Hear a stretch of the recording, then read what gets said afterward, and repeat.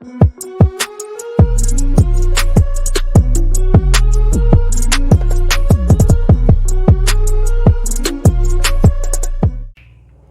noite! Olha só, conforme nós combinamos, estou aqui mais uma vez para darmos então continuidade àquilo que nós já começamos. Como eu disse, vai ser uma série, de palestras. Ontem nós vimos basicamente o que é a ansiedade, a maneira como ela se apresenta e também vimos sobre as respostas à ansiedade.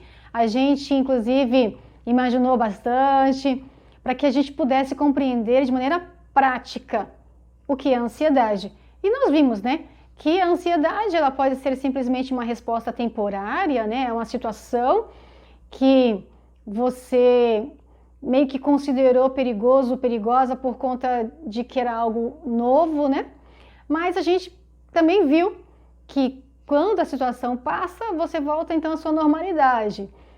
Porém, nós vimos também que a ansiedade ela pode se apresentar de uma forma persistente, que pode até caracterizar um transtorno de ansiedade. E a gente viu de maneira detalhada sobre isso ontem. Agora, eu quero levar você a refletir sobre as 3 respostas que nós estávamos concluindo ontem, inclusive, a parte de ontem, a gente fechou falando sobre isso. As 3 respostas à ansiedade, que é a luta, a fuga e o congelamento. Naquele exemplo que eu dei, nós vimos como responderíamos das 3 formas, mas eu quero fazer você refletir que essas respostas, como nós já vimos, são adaptativas a um perigo real, certo? Se de fato alguma coisa está acontecendo que denota perigoso, se eu interpreto que aquela situação ela pode me fazer mal, então a resposta à ansiedade é para me colocar em alerta, para que eu possa buscar uma maneira de resolver aquilo, certo? Muito bem. Você já fugiu de um cachorro bravo? Vamos imaginar aqui? Já fugiu de um cachorro bravo? Eu já. Só que a minha opção, quando isso aconteceu, não foi lutar com o cachorro, nem passou pela minha cabeça essa opção. Também não passou pela minha cabeça a opção de me congelar. Porque imagina, um cachorro bravo vindo em minha direção e eu congelo. O que teria acontecido comigo? Claro, com certeza eu teria ficado toda mordida. Mas tudo bem. A minha opção foi a fuga. Eu corri muito. E enquanto eu corria, o meu coração estava, claro, acelerado. A minha respiração também, ela ficou acelerada, porque eu busquei captar mais oxigênio, certo? Transpirei bastante e os meus músculos ficaram, também ali tensos, porque eu precisei correr. Era uma situação que representava um perigo real. Mas depois que passou aquela situação, eu tive sorte, A opção de correr, ela me ajudou, então eu tive sorte, o cachorro não me alcançou e ele não me fez nenhum dano. Eu consegui fugir. Depois que a situação passou, que o perigo passou, que o cachorro já havia sido então levado de volta para sua casa, eu voltei à normalidade, Aquele coração acelerado normalizou os batimentos, A respiração ficou tranquila, deixei de transpirar, muito pelo contrário, eu agora estava numa sensação, nos sintomas ali de alívio, ok? Pois bem, esse foi um exemplo de uma situação real. Depois que isso aconteceu, eu também parei de sentir medo, Eu vi que não precisava mais estar em alerta.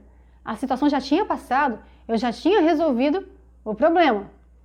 Sabe, o problema da ansiedade não é quando você tem uma resposta que você precisa resolver uma situação real.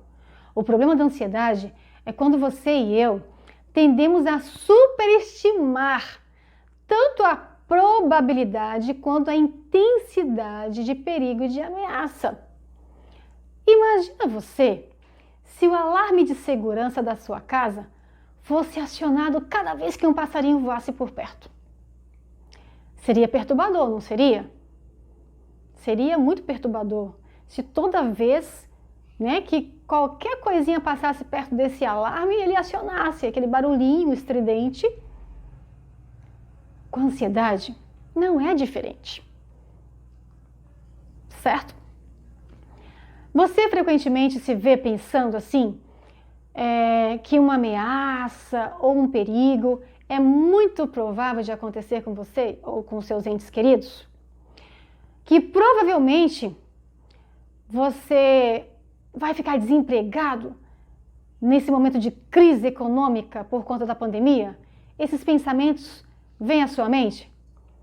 Se você está trabalhando, se você é um funcionário, vem esses pensamentos na sua cabeça? Provavelmente eu vou ficar desempregado, vão me mandar embora por conta da crise econômica. Você pensa isso? Persistentemente? E caso você já esteja desempregado, por um acaso, passa pela sua cabeça, você pensa assim, que nunca mais você vai conseguir um novo emprego? E vai passar necessidades por conta disso? Você se sente tão vulnerável e você acredita que provavelmente, se você pegar o corona, você vai desenvolver uma forma grave da doença? Isso passa por sua cabeça? Você tem medo dessas situações? Você frequentemente se vê pensando que o pior vai acontecer com você? Que você nunca vai ser feliz em seus relacionamentos, porque nunca dá certo? Que você nunca vai dar conta das tarefas da escola ou do seu emprego, porque parece que sempre fica algo para ser feito, então você acredita que nunca vai dar conta? Chamamos esses pensamentos de catastróficos. Famoso ditado, fazer tempestade em copo d'água. Imagina se após aquela minha experiência de fugir do cachorro, se eu alimentasse pensamentos de que todos os cachorros são perigosos. E aí? Será que eu ia ter coragem algum dia de me aproximar de um cachorro, independente da sua raça? Se eu alimentasse o pensamento de que todos os cachorros são perigosos, é bem provável que eu evitaria os cachorros, qualquer cachorro. E eu pergunto para você, é um pensamento válido? Portanto, aqui está uma grande estratégia para reduzir o medo e a ansiedade. A grande estratégia, essa estratégia é muito importante, é você procurar identificar e corrigir o seu pensamento catastrofista. Ah, mas não é fácil. Não é fácil porque muitas vezes esses pensamentos não estão ali, evidentes.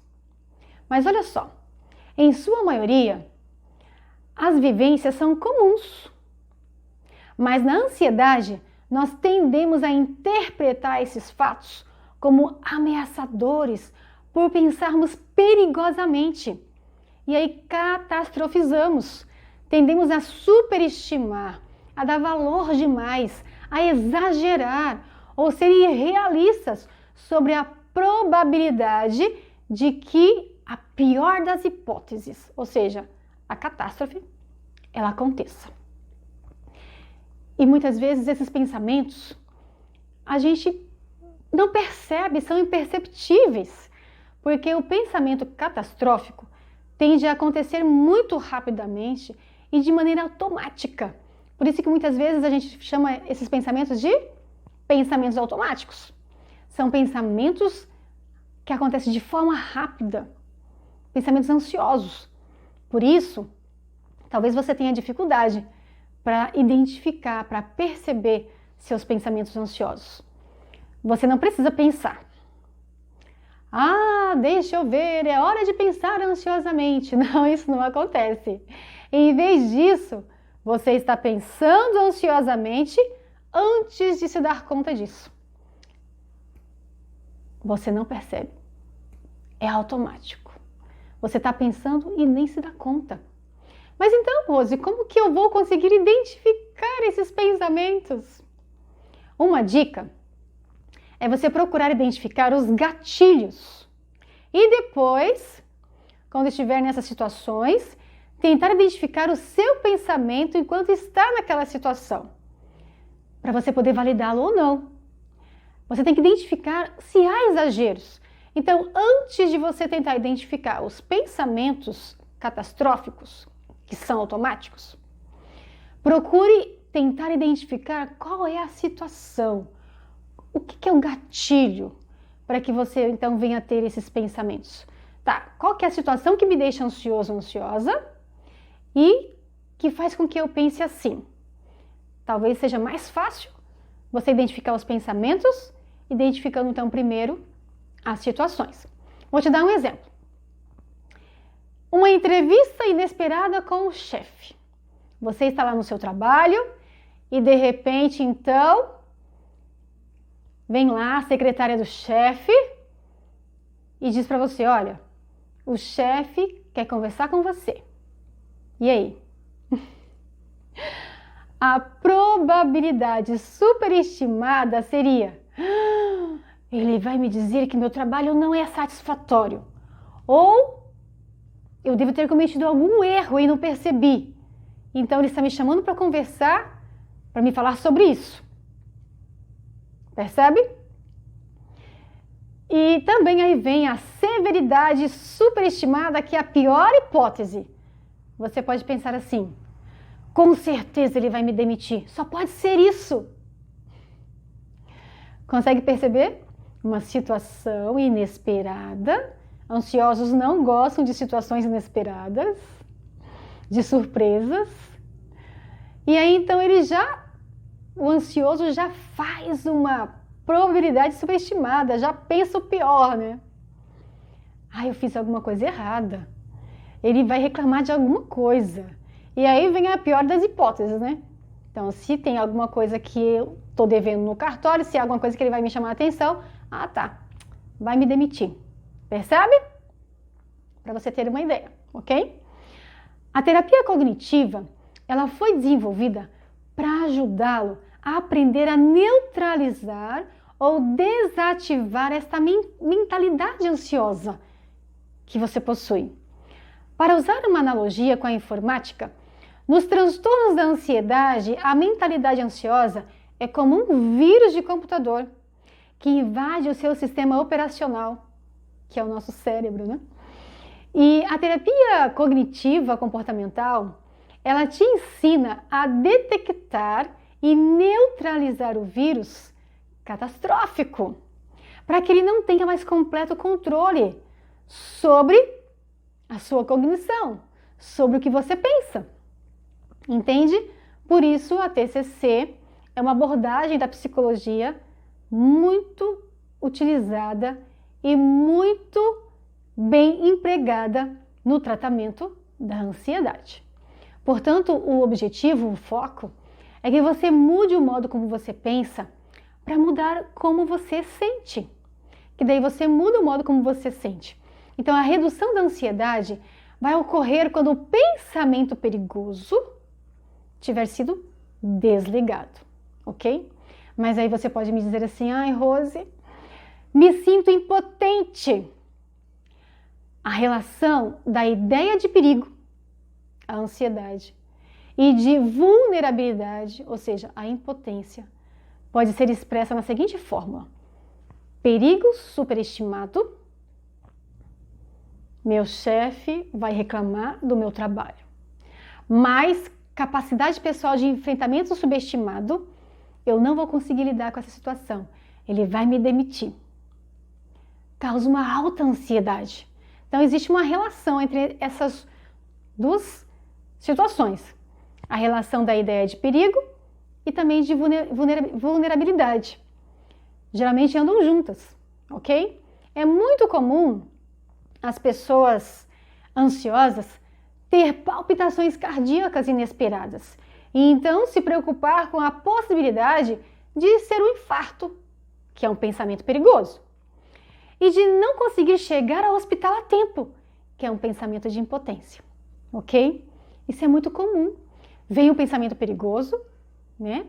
Diante de sinais físicos, de sintomas físicos da ansiedade, como palpitações cardíacas, e de repente você então vem aquele sentimento de impotência, de não ter como lidar com aquela situação, ok? Uma pessoa que tem ansiedade em falar em público, por exemplo, preocupa-se sobre constranger-se na frente de outras pessoas, olha aí o pensamento perigoso, e não ser capaz de travar uma conversa coerente com aquelas pessoas. Olha o pensamento de impotência. Percebe como andam juntas? Quando você se sentir assim, ansioso, imagina o seguinte, você percebe que eu gosto de te induzir à imaginação, correto? Então imagina o seguinte, que quando você está se sentindo ansioso, que tipos de pensamentos de impotência passam por sua cabeça? Pensa aí, pensa com você mesmo. Toda vez que você se sente ansioso ou ansiosa diante de uma situação, você tem um pensamento aí de perigo, qual que é o pensamento de impotência que você alimenta? Tem algum pensamento de impotência? É bem possível. Então agora eu quero que você imagine. Imagine uma situação. Pense numa situação temida. Ou seja, numa situação ansiosa. Pense no quanto você se sente fraco e vulnerável diante dessa situação. Qual a sua reação à situação que poderia ser inútil em longo prazo? O que você poderia fazer? Qual seria a sua reação que seria inútil a longo prazo, que não iria resolver o problema? Como você poderia se comportar ou tentar enfrentar de uma forma que aumentaria a ameaça percebida e pioraria a sua ansiedade? Me diz aí. O que você acha que seria o modo ideal, mais eficaz de enfrentar a situação ansiosa? Como que você gostaria de reagir com uma resposta forte e confiante à situação? Imagina, por exemplo, a mesma situação que eu coloquei aqui agorinha. O seu chefe quer falar com você. Como que você, de repente, poderia lidar com essa situação sem aumentar demais a sua ansiedade, sem catastrofizar? Por exemplo, imagina o seguinte. Bom, se meu chefe quer falar comigo, algo que ele tem a me dizer é muito importante, porque não foi marcado. Foi algo inesperado. Então, o que ele tem para me dizer é muito importante. Concorda comigo? Só que aquilo que ele tem para me dizer é importante, mas não necessariamente é algo que eu fiz de errado. Mas digamos que seja algo que eu fiz de errado. Vamos considerar essa possibilidade, ok? Não catastrofizando, eu iria pensar o seguinte. Ele vai me apontar o erro, se é que eu cometi alguma coisa errada, e eu vou simplesmente corrigir. Porque é possível se corrigir erros, certo? Muitas vezes quando a gente está fazendo algo, seja em casa, na faculdade, na escola, no trabalho, é possível falhar, sim ou não? É possível, porque ninguém é infalível. Todos somos falhos, porque somos humanos. Então, se você pensar assim, bom, se eu cometi algum erro, eu quero saber, né? Quero saber qual foi o erro para eu corrigir. Uma vez corrigido, tudo certo. Eu não preciso catastrofizar ao ponto de dizer assim, não, eu vou ser demitida por causa de um erro. Se é que esse erro aconteceu. Porque pode ser que o seu chefe está te chamando para conversar com você porque quer promover você. Você se esforçou tanto no trabalho, aquilo que você produziu foi tão legal, tão bom aos olhos dele, que ele acha que você merece uma promoção. Então ele chamou você para conversar, para dizer, olha, decidi te promover. E aí você já imagina o pior. Já imagina que fez algo errado, já imagina que vai ser demitido, percebe? Aí você tem uma alta ansiedade por aquilo que nem aconteceu, por aquilo que você imagina que poderá acontecer. Esse é o problema do ansioso. É exatamente essa palavra aqui, ó. E se? Percebe? E se isso acontecer? E se? É o e se. É o mal de todo ansioso. Sofrer por antecipação. Ok? Muito bem. Se você está tendo dificuldade para identificar seus pensamentos ansiosos e de impotência, pergunte a si mesmo: quando eu estou ansioso ou ansiosa, eu sinto como se tivesse perdido o controle? Em caso afirmativo, como eu perdi o controle sobre o meu corpo? Como eu perdi o controle sobre minhas emoções? Como eu perdi o controle sobre minhas ideias e sobre o meu comportamento? Qual foi a sua reação? Como foi que você perdeu esse controle? É uma maneira de você tentar identificar aí o comportamento que está mais também perceptível, as emoções que também você está ali, né, sentindo tudo aquilo, do que os pensamentos. E aí você procura pensar sobre como foi que você agiu, como foi que você pensou, aliás, como foi que você se comportou, e aí então procure pensar no que você pensou, ok? O modo como você pensa sobre a perda de controle, quando ansioso, é uma boa maneira de identificar suas cognições de impotência. Se você está em terapia, e eu espero que você esteja, você pode discutir com o seu terapeuta sobre isso, para você ter mais clareza sobre como você subestima a sua capacidade de enfrentar situações de ansiedade. Como você muitas vezes está numa situação, você fica ansioso naquela situação ansiosa e você subestima a sua capacidade de resolver, de enfrentar essa situação e de resolver de uma maneira positiva. Você se sente impotente. Por isso a sua ansiedade, ela aumenta devido a esse sentimento de impotência, ok? A ansiedade, ela distorce nosso processo de pensamento e nos deixa totalmente concentrados em ameaça, em perigo e impotência. Como eu disse do alarme, se estivesse sempre acionando. É um alarme interno aqui no nosso organismo, né? Uma resposta à ansiedade que está sempre sendo acionada. E os nossos pensamentos são distorcidos. E este estreitamento do pensamento é extremamente importante para a nossa sobrevivência quando existe um perigo real, como eu já falei. Se alguém de aparência ameaçadora se aproxima de você na rua, né? Se um cachorro bravo começa a te perseguir, certo?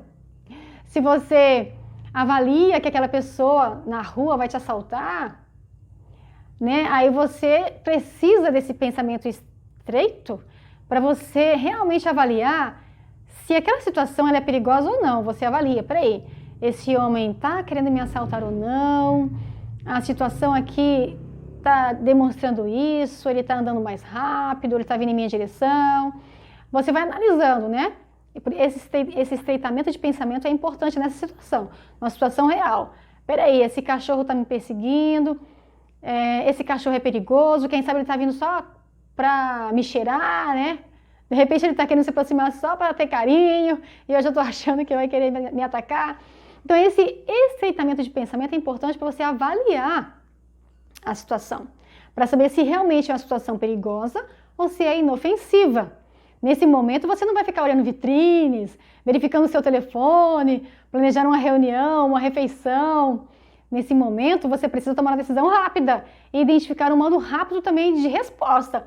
Se é fuga, se é luta, se é congelamento, percebe? Por isso, numa situação real, grave, o estreitamento do pensamento é importante. Mas o que acontece quando não há perigo externo? Quando o perigo é apenas antecipado, um pensamento e não um fato real, como eu disse, tais como: e se eu estiver ficando doente? Percebe? E se eu estiver ficando doente? Olha o e se aí. E se eu tiver um ataque de pânico? Ou e se eu cometer um engano? Seu pensamento ansioso, infelizmente, ainda é seletivo. Quando ansioso, você provavelmente não está consciente deste estreitamento, mas seu modo de ver a realidade está realmente distorcido. E na TCC, a terapia cognitivo comportamental, nós chamamos isso de distorções cognitivas, pensamentos errados.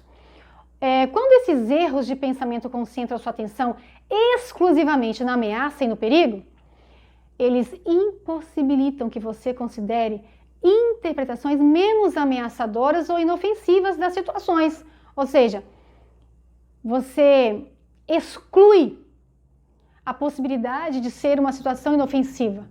Você avalia como algo muito perigoso, como uma situação perigosa. Então, isso prolonga a ansiedade. Quando você interpreta que é uma situação inofensiva, a tua ansiedade tende a diminuir. Mas por conta desse estreitamento de pensamento, você acaba catastrofizando, você acaba valorizando demais, superestimando aquilo, e aí você analisa como uma situação perigosa, e aí então você prolonga a sua ansiedade. Percebe? Eu gostaria então de ilustrar isso, ó. Um erro de pensamento, que nós tanto já falamos, a catastrofização, a superestimação de ameaças e perigos.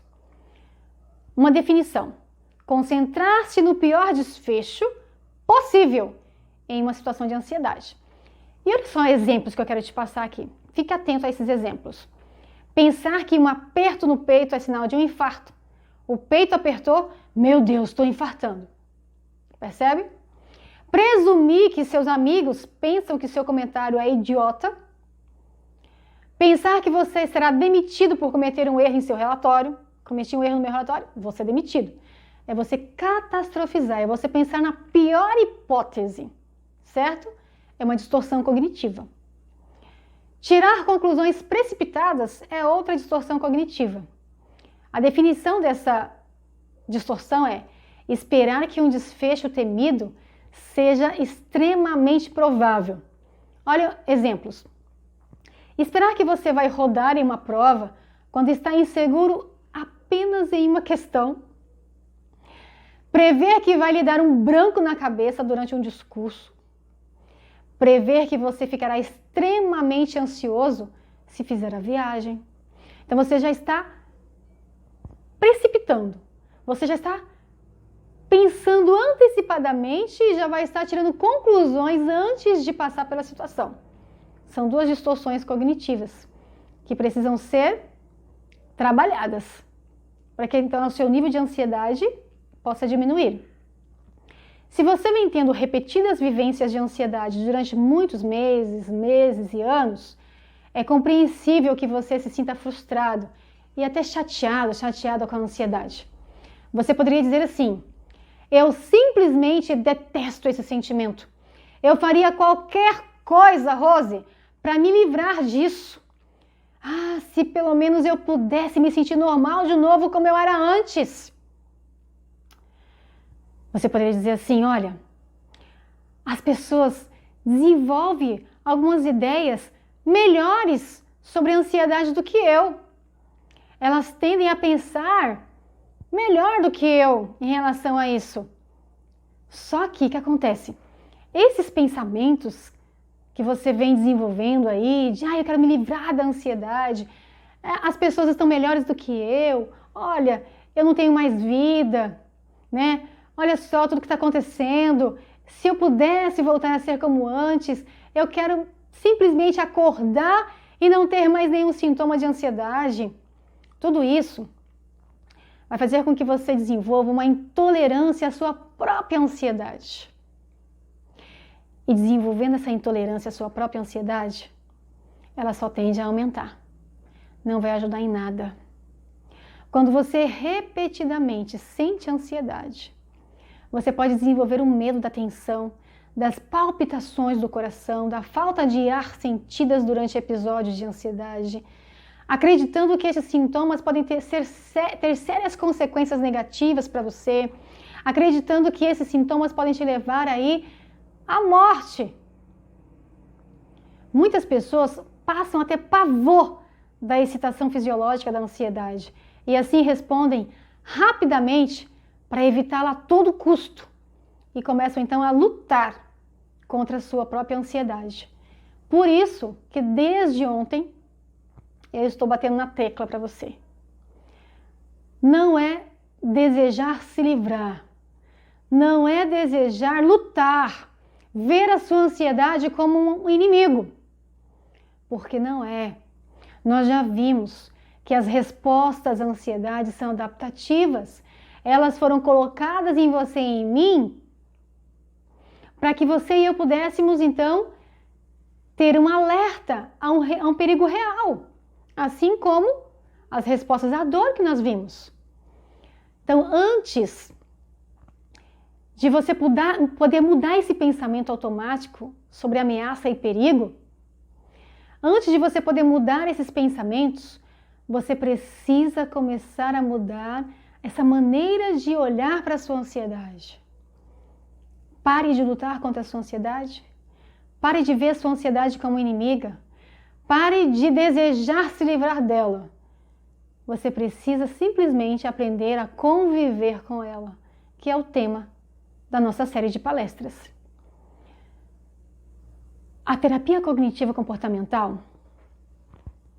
ela trabalha para mudar como você se vê em situações ansiosas, para te ajudar a avaliar e a corrigir esses pensamentos e essas crenças de vulnerabilidade, para que ela tenha para que você possa ter maior autoconfiança para lidar com preocupações ansiosas. É isso que a TCC, a terapia cognitiva comportamental, ela oferece.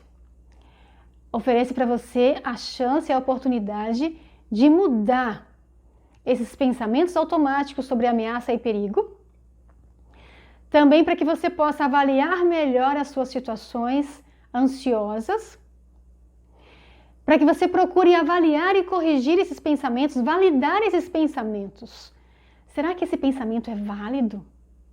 Você precisa identificar esses pensamentos catastróficos para poder então validá-los. Será que é válido esse pensamento? Existe mesmo uma grande probabilidade de que isso aconteça? Para que você então possa desenvolver mais autoconfiança, diminuir esse sentimento de impotência diante de uma situação, para lidar melhor então com suas preocupações ansiosas. Olha só, para que você possa então começar a desenvolver estratégias para diminuir a sua ansiedade, você precisa identificar os seus pensamentos catastróficos. Nós já vimos que não é fácil. Por isso, eu vou deixar uma tarefinha para casa. Essa tarefinha é para você tentar pensar o seguinte e colocar em prática. Faça uma lista. Faça primeiro uma lista de situações que te deixam ansioso ou ansiosa. Faz essa lista. Olha só. Eu fico ansioso, ansiosa nessas situações. Faz uma lista aí das situações. Certo? Faça uma lista do que você costuma sentir nessas situações. Como que eu me sinto nessas situações? Faça uma lista de como que você se comporta, do que você costuma fazer diante dessas situações ansiosas, desses pensamentos aí ansiosos, tá? E aí, você então vai tentar descobrir, tentar identificar os pensamentos. Então, uma vez que eu tento identificar a situação, qual que é o gatilho para minha ansiedade, então eu vou tentar identificar como que eu me sinto, né, o que eu sinto. Vou tentar identificar como que eu me comporto, ou como eu me comportei, ou como eu me senti em tal situação. E aí você vai procurar então identificar o que você pensou quando aquilo aconteceu, o que você pensou quando você se sentiu daquele jeito, e o que você pensou quando você se comportou daquela forma. Vou dar um exemplo. Imagina que você vai passar por uma entrevista de emprego, certo? Imagina que é uma situação que é seu gatilho. Imagina que a situação seja seu gatilho, certo? Uma entrevista de emprego. Você está aí procurando emprego, já está com seu currículo em mãos, você já tem ligado para vários lugares e então você vai passar obrigatoriamente por uma entrevista. Não tem como fugir disso. Para ser contratado, você tem que passar por essa entrevista de emprego. A resposta de fuga não vai funcionar, a não ser que você está com um nível de ansiedade tão alto que você até evita a situação. Tá, desisto, não vou trabalhar porque eu não vou conseguir lidar com uma entrevista de emprego. Aí você já pode avaliar que a sua ansiedade está bem alta, está grave. Então eu nem quero passar pela situação, eu vou evitar, vou fugir dessa situação. Certo? Ou então você pode, de repente, ter uma resposta de luta, né? Você vai participar da entrevista e, de repente, vai ficar ali na defensiva. Talvez você não tenha aquela entrevista que você gostaria de ter. Não teria a postura adequada nessa entrevista por estar nessa resposta. Mas quem sabe, você decida, então, passar pela entrevista, apesar de ser uma situação temida, tá? Um gatilho para a sua ansiedade. E aí tá. Se imagina nessa situação. De repente você já passou por isso. O que você costuma sentir? Quais são as emoções? Tá, eu sinto muita ansiedade, Rose. E aí quais são os sintomas físicos? Meu coração acelera, eu fico transpirando, eu fico trêmula. Beleza.